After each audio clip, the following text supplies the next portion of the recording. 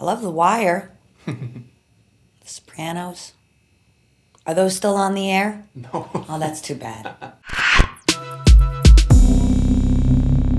These girls are psychos. My bunkie, she does 4 poops a day.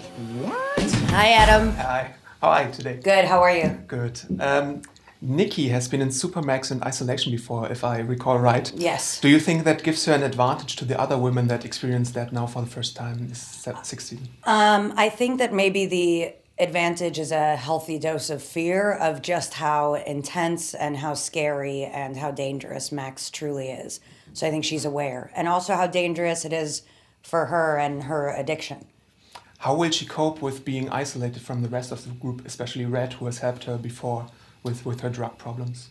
Well, I think that loyalty is a big theme this season, and it's going to be interesting to see what happens to everybody when they're left alone with their own minds and paranoia. And she has a history of drugs, of course. Is there a harmless vice you also have that you are addicted to, like, for example, Diet Coke or anything like that? You know, I don't mind a sugar-free Red Bull, but they haven't sponsored me yet. If you notice, it matches my shirt. All right. But I don't think it's harmless. I'm sure that this is a very dangerous substance. What's your favorite relationship of Nikki's in the show, platonic or otherwise? I used to love doing scenes with Samira Wiley when I got to, with Poussey. We're also close in real life, so we always had a lot of fun. And of course, anything I get to do with Lorna, with Yael Stone, or with Kate Mulgrew, with Red, I just feel like immediately it's very grounding. I know exactly, who Nikki is. We've been doing it for so many years. What's her strategy to adopt to the Supermax environment, would you say? I think that Nikki is a big talker with a sassy mouth, and I think that in many ways that's dangerous if the situation is more high stakes. It's that people respond to that well at Litchfield, but in Max, I don't think that's going to go as well. So I think that's a little bit of a dangerous gift that she has. We've seen through the flashbacks lots of information of the backstory of the characters. What has been your favorite reveal of Nikki's? This season has a very exciting one that I can't tell you about, but I know that when I read it, I was very, it was very satisfying to realize that had been a part of Nikki's life. Made a lot of sense and was very funny and very sad. And what are your favorite TV shows other than Orange is the New Black? Oh, that's interesting.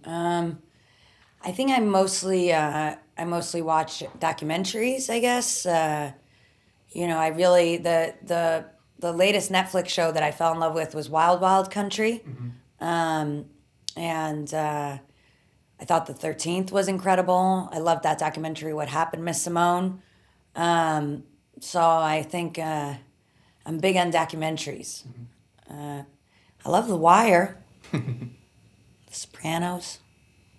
Are those still on the air? No. Oh, that's too bad. Is there one character you would like to be on the show? So, for example, would you have enjoyed playing Boo or Alex or someone like that? Or do you like being Nikki? Yeah, I think I think I'm well suited for my role. It's so hard to imagine because everybody is so incredible at what they do. So I couldn't really prefer a different role. I guess Sophia. Okay. Is there anything you can tease for the sixth season? What can we look forward to in the next season? I think that if you're really ready to lose yourself and also lose your mind, then maybe you're ready to handle season 6. Okay. And do you think Nikki could survive outside now, after her stint at Litchfield? I think that it's such a huge issue for in reality that really gets touched on. I think we really saw it with Tasty's character. But I think that reacclimating and reassimilating to society after prison is so difficult for women who have been institutionalized and often overly criminalized for very small crimes. So I think it's a real, issue that exists in the world, is the way that we don't help female prisoners or anyone really to, after they've served their time or been rehabilitated, to really become a part of society again. And I think maybe Nikki would have some advantages that she has money in her family, but I think emotionally her strongest relationships are with the people that she has in prison. Thank you so much for Thank you so much, Adam. You don't know how strong my girls are. We have iron wills and fucking nothing to lose.